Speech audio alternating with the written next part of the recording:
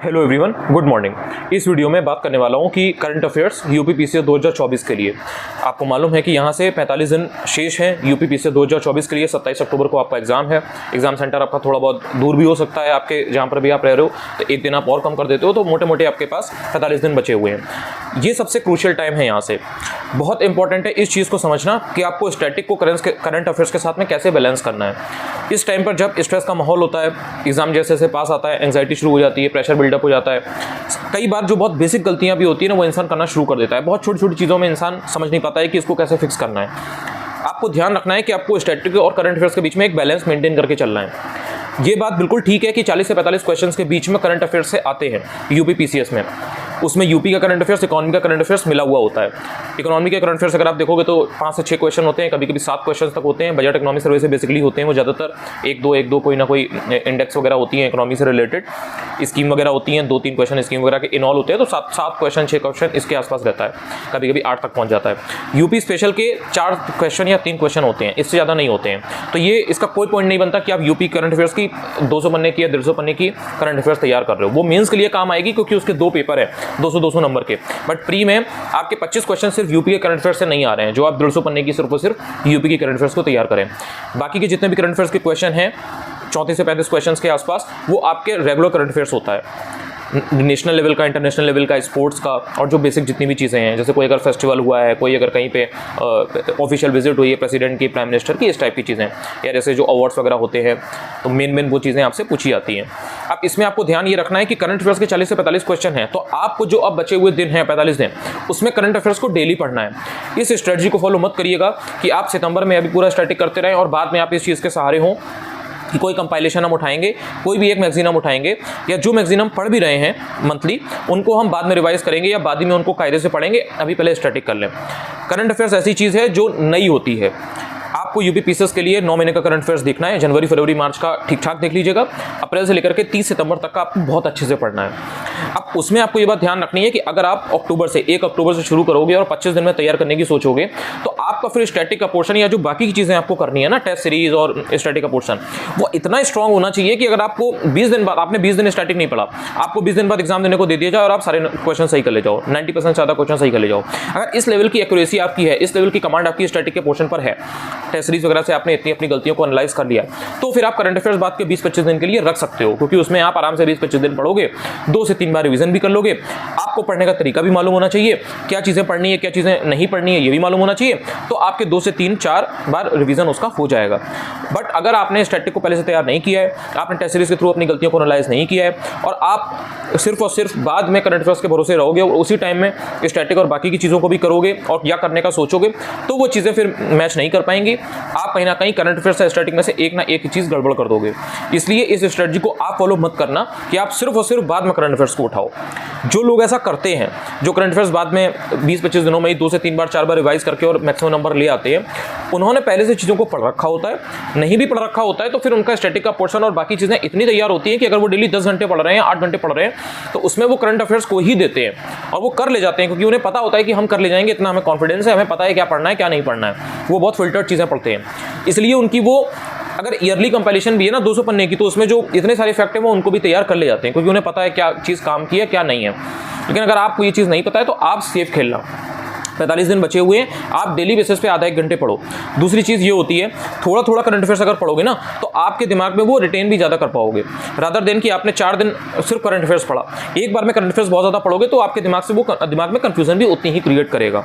तो इसलिए अगर आपको अपने कॉम्पिटिटर से लीड बनानी है तो करंट अफेयर्स को थोड़ा थोड़ा पढ़ो, लेकिन डेली पढ़ो, और उसके साथ में थोड़ा सा स्टैटिक की चीज़ें भी पढ़ो। जैसे आपने सपोज 2 घंटे या 1.5 घंटे करंट अफेयर्स पढ़ लिया, डिपेंडिंग कि आप कितना स्ट्रांग हो करंट अफेयर्स में या आपको कितना तैयार करना है। 2 घंटे आपने साथ में स्टैटिक की चीज़ें कर ली, एक कोई आपने टेस्ट लगा लिया, या आपने जो भी अपनी गलतियां वगैरह दिख रखी हैं उसको आपने रिवाइज कर लिया कि मेरा ये सेक्शन गलत होता है तो इसको मैंने, इस तरह से अपना टाइम आप थोड़ा थोड़ा ऐसे अपना इन्वेस्ट करो कि आप कुछ कुछ करंट अफेयर्स भी पढ़ रहे हो, कुछ कुछ आप स्टैटिक की चीज़ें भी कर रहे हो, कुछ कुछ जो आपका स्ट्रॉन्ग सब्जेक्ट है वो देख लिया या वीक देख लिया और रिवीजन कर लिया। रिवीजन बहुत इंपॉर्टेंट है।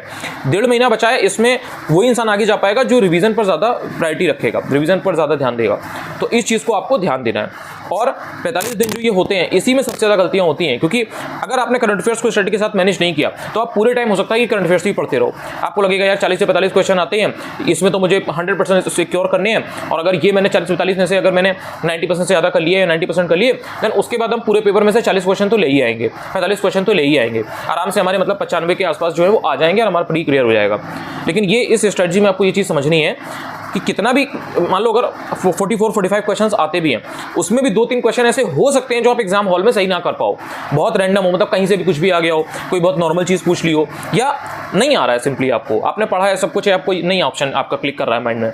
तो अगर आपका स्टैटिक का पोर्शन तैयार रहता है, उसमें भी कुछ सब्जेक्ट जैसे पॉलिटी है, एनवायरमेंट है, पॉलिटी के 18 से 20 क्वेश्चन आते ही आते हैं, एनवायरमेंट के 14 से 16 क्वेश्चन आते ही आते हैं, यूपी स्पेशल स्टैटिक का जो पोर्शन है वो चेंज नहीं होता, लेकिन उसके 5 से 6 क्वेश्चन हर साल आ रहे हैं। ये सब ऐसी चीज़ें हैं कि आपको सॉलिड शॉर्ट नंबर देकर के जाती हैं।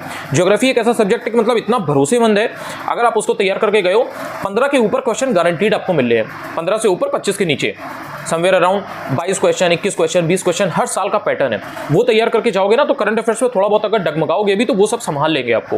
बट काफ़ी लोग ये गलती करते हैं कि वो 45 दिन ना करंट, अगर 6 घंटे रोज पढ़ रहे हैं, 4-5 घंटे वो करंट अफेयर्स को देंगे, और फिर भी जब एग्जाम में क्वेश्चन आएंगे तो वो 5-6 क्वेश्चन 8 क्वेश्चन गलत करके करंट अफेयर्स में आएंगे, और स्टैटिक पर उन्होंने ध्यान नहीं दिया, और बाद में उन्हें फिर रियलाइज होता है यार अगर स्टैटिक पढ़ लिया होता मेरी ये चीज़ गलत नहीं होती। तो इस चीज़ का आप ध्यान रखना।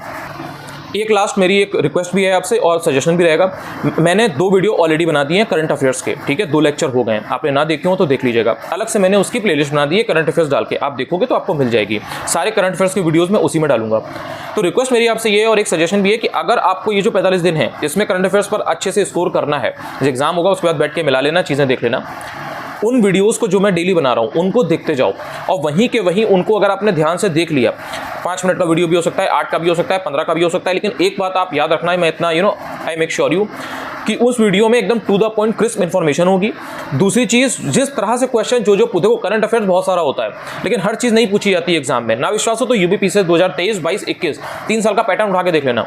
इंपॉर्टेंट डेज पूछे जा रहे हैं, इंपॉर्टेंट थीम पूछी जा रही है, रिपोर्ट पूछी जा रही है, इंडेक्स पूछी जा रही है, इंपॉर्टेंट बुक्स पूछी जा रही हैं, ठीक है, कोई अगर इंपॉर्टेंट फेस्टिवल हुआ है तो वो पूछा जा रहा है, इंडियन नेवल शिप जो होते हैं INS वो पूछे जा रहे हैं, इंपॉर्टेंट थीम मैंने आपको बताई दी। इसके अलावा कुछ प्राइज होते हैं वो आपसे पूछे जा रहे हैं, कुछ अवार्ड्स होते हैं वो आपसे पूछे जा रहे हैं, कुछ इंपॉर्टेंट लोकेशंस होती हैं वो पूछी जा रही है, कुछ ऑबिचुअरी होती है, जैसे किसी की अगर डेथ वगैरह हो गई है तो वो पूछी जाती है, कोई बहुत अगर इंपॉर्टेंट अपॉइंटमेंट हुआ है किसी का तो वो पूछा जाता है, कोई अगर बहुत इंपॉर्टेंट पर्सनैलिटी है जिसका निधन हुआ है या कुछ और उससे संबंधित कोई अगर इंपॉर्टेंट फैक्ट है तो वो पूछा जाता है। जैसे आपसे पोप बेनेडिक्ट 16 है उनके बारे में पूछा गया था, और स्वर्गीय लता मंगेशकर जी के बारे में भी पूछा जा चुका है, उनके बारे में स्टेटमेंट बना के पूछ देता है। कुछ पर्टिकुलर स्पोर्ट्स की इवेंट्स है वो पूछी जाती है। अब वैसे तो मैं बताने को भी 1 घंटे बता सकता हूँ कि क्या क्या आता है, लेकिन आप समझ गए ना कि मैं क्या बताना चाह रहा हूँ। अब यही चीज़ें आती हैं। अब आप बैठ करके पढ़ रहे हो कि इकोनॉमिक प्रॉस्पेक्ट्स में जो 3 पन्ने की रिपोर्ट दे रखी है, कोई भी मैगजीन आप खोलोगे 3 पेज की उसमें रिपोर्ट दे रखी है, पूरा माइग्रेशन की रिपोर्ट आप पढ़ रहे हो। भाई आप मुझे बताओ, माइग्रेशन की रिपोर्ट आज तक पिछले 6 सालों में 7 सालों में यूपीपीसीएस ने कभी माइग्रेशन की रिपोर्ट के बारे में पूछा है? कभी नहीं पूछा। वर्ल्ड इकोनॉमिक प्रॉस्पेक्ट्स के बारे में क्या चल रहा है क्या नहीं चल रहा है, कहाँ कितनी ग्रोथ रेट है, पूछा है नहीं पूछा है। वो सिर्फ पूछ रहे हैं इकोनॉमिक सर्वे और बजट से। क्यों पढ़ के जा रहे हो आप? मतलब वो तब पढ़ो जब आपने सब कुछ पढ़ लिया है, आपके पास फ्री टाइम है और आप घूमने की जगह पढ़ना चाहते हो तो आप वो पढ़ लो, कोई हार्म नहीं है। लेकिन प्रायोरिटी पे अगर चीज़ों को आप नहीं रखोगे और वो चीज़ें नहीं पढ़ोगे जो एग्जाम में आती हैं तो आपके नंबर नहीं बन पाएंगे। लोग यही गलती करते हैं कि वो इतनी मोटी करंट अफेयर्स की मैगजीन लिया है, उसको वो फिल्टर नहीं कर रहे हैं, पूरा पढ़ रहे हैं। जो मैंने वीडियोस बनाना शुरू किए उसमें मैंने देखो, मैं बहुत कम पढ़ाता हूँ, जब पढ़ाता हूँ सॉलिड पढ़ाता हूँ, ठीक है, वही पढ़ाऊंगा जो एग्जाम में आ सकता है या आया है या आएगा आगे आपके, जो काम की चीज़ें हैं। फालतू की चीज़ें मैं नहीं पढ़ाता। वीडियोस में मैं हर चीज़ समझा पाता हूँ, एक्सप्लेन कर दूंगा कि भाई इसमें ये इंपॉर्टेंट है, इसको सिर्फ 1 बार पढ़ने लायक चीज़ है, ये 4 बार पढ़ने लायक चीज़ है। वीडियो देखते रहोगे डेली के डेली 10-15 मिनट 1.5 महीने के बाद आपको उसका रिजल्ट दिख जाएगा, और उसकी पीडीएफ वगैरह भी मैं बाद में आपको भेज दूंगा कंपाइल करके, तो इतना कोई इशू नहीं है। लेकिन वीडियो के थ्रू रिटेन ज़्यादा कर पाओगे और कॉन्फिडेंस रहेगा। अब अगर आप इस चीज़ के सारे रहोगे कि यार 30 सितंबर के बाद हम बात के समय में करेंगे, तो कहीं ना कहीं फिर उस समय हर कोई करता है और आप फिर उस टाइम पर चीज़ों को रिकॉल वगैरह और रिटेन उतना नहीं कर पाओगे। तो इस चीज़ का आपको ध्यान रखना है। लास्ट एक इंपॉर्टेंट चीज़ ये है, जो भी देखो, जैसे आई दृष्टि मैगजीन है या कोई भी कंपाइलेशन है, जैसे घटनासार है या कोई भी और है, जो भी ईयरली कंपाइलेशन होते हैं, 90% जनता वो पढ़कर जा रही है। आप अगर उनको पढ़कर नहीं पढ़ रहे हो तो जो उसमें से बेसिक क्वेश्चंस आ रहे हैं ना, वो भी वो लोग सही कर रहे हैं और आपके गलत हो सकते हैं। एग्जाम के पहले उनको एक बार देखना चाहिए। लेकिन अगर आपने पहले से चीज़ों को तैयार कर रखा है, जो भी आपके पिछले 6 महीने का 8 महीने का आपकी चीज़ों की प्रिपरेशन रही है, तो जो बाद में कंपाइलेशन आता है वो आपको खलता नहीं है, वो आपको इतना हेडेक नहीं देता है। बट अगर आप सिर्फ बाद के 20 दिन के लिए उन कंपाइलेशंस पर रिलाई करोगे तो वो आप उसमें तो चीज़ आएगी उसमें से, या उसमें तो इतनी इन्फॉर्मेशन है जो आपके काम की है, लेकिन आप उसे सीख नहीं पाओगे, आप उसमें से काम की चीज़ निकाल करके एग्जाम में रिप्रोड्यूस नहीं कर पाओगे। देखो, एक होता है पढ़ना, एक होता है एग्जाम में क्वेश्चन आ रहा है तो उसको सही करना, दोनों चीज़ें समझो। ये चीज़ बहुत लोग गलत करते हैं, लोग सोचते हैं कि हमने पढ़ा था फिर भी मेरा नहीं, यही चीज़ इंपॉर्टेंट है। पढ़ने से ज़्यादा इंपॉर्टेंट ये है कि जो एग्जाम में आ रहा है उसे आप कर पा रहे हो कि नहीं। आपने 4 पेज पढ़े, उसी में से क्वेश्चन आया, आपने एग्जाम में गलत कर दिया, उन 4 पेज पढ़ने का क्या फायदा हुआ। तो इसलिए जो लोग अभी से, ये जो 1.5 महीना है, इसमें अभी से अगर पढ़ना शुरू कर देंगे तो वो जो बाद में डेटा, जो भी इंफॉर्मेशन आपके सामने आएगी, वो आपको इतना आपके लिए ओवरवेलमिंग नहीं होगी। और अगर आप बाद के 20 दिन में, जैसे 1 अक्टूबर से 2 अक्टूबर से आपने शुरू किया कि अब कंपाइलेशन आ गया है, नाउ लेट्स स्टार्ट, अब अगर उस टाइम पर आप जाकर के ये चीज़ शुरू करोगे तो वो फिर आपके लिए इतना ज़्यादा इंफॉर्मेशन होगी कि वो आप उसको नहीं संभाल पाओगे। इसलिए वीडियोस के थ्रू रिवाइज करते रहो। मेरे से नहीं करना है, कहीं और से कर लो, कहीं से भी कर लो, लेकिन चीज़ों को डेली बेसिस पे करते रहो। मेरा मकसद यही है। बाकी आप प्लेलिस्ट में देखोगे तो आपको हर चीज़ मिल जाएगी। थैंक यू सो मच यार।